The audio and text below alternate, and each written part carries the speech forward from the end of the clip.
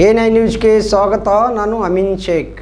ಸುಮಾರು 6 ತಿಂಗಳಿನಿಂದ ಸೊಹಾಗ ಕಾಲೋನಿಯ ಒಳಚರಂಡಿಯು ದುರಸ್ತಿಗೊಂಡು ಸಾರ್ವಜನಿಕರಿಗೆ ಇದರಿಂದಾಗಿ ತೊಂದರೆಯಾಗುತ್ತಿದೆ ಎಂದು ಸಂಬಂಧಪಟ್ಟ ಅಧಿಕಾರಿಗಳಿಗೂ ಮತ್ತು ಮಹಾನಗರ ಪಾಲಿಕೆಯ ಆಯುಕ್ತರಿಗೂ ಎಷ್ಟು ಬಾರಿ ಮನವಿಯನ್ನ ಮಾಡಿದ್ರೂ ಕೂಡ ಮನವಿ ಮಾಡುವುದರ ಜೊತೆಗೆ ಆಯುಕ್ತರಿಗೆ ಕರೆದುಕೊಂಡು ಹೋಗಿ ಸ್ಥಳವನ್ನ ತೋರಿಸಿದ್ರೂ ಕೂಡ ಮಹಾನಗರ ಪಾಲಿಕೆಯ ಆಯುಕ್ತರು ಸಮಸ್ಯೆಯನ್ನ ಬಗೆಹರಿಸುತ್ತಿಲ್ಲ.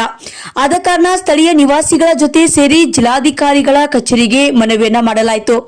ಮುಂದಿನ ದಿನಗಳಲ್ಲಿ ಕಾಮಗಾರಿ ಪ್ರಾರಂಭವನ್ನ ಮಾಡಿ ಸಮಸ್ಯೆಯನ್ನ ಬಗೆಹರಿಸದಿದ್ದರೆ ಮಹಾನಗರ ಪಾಲಿಕೆ ಹಾಗೂ ಜಿಲ್ಲಾಧಿಕಾರಿಗಳ ಕಚೇರಿಯ ಮುಂದೆ ಉಗ್ರವಾದ ಹೋರಾಟ ಮಾಡಲಾಗುವುದು ಎಂದು ಮಹಾನಗರ ಪಾಲಿಕೆಯ ಸದಸ್ಯರು ಆದಂತಹ ಶ್ರೀ ಗಿರೀಶ್ ಪಾಟೀಲ್ ಅವರು ಮನವಿಯನ್ನ ಮಾಡಿದ್ರು.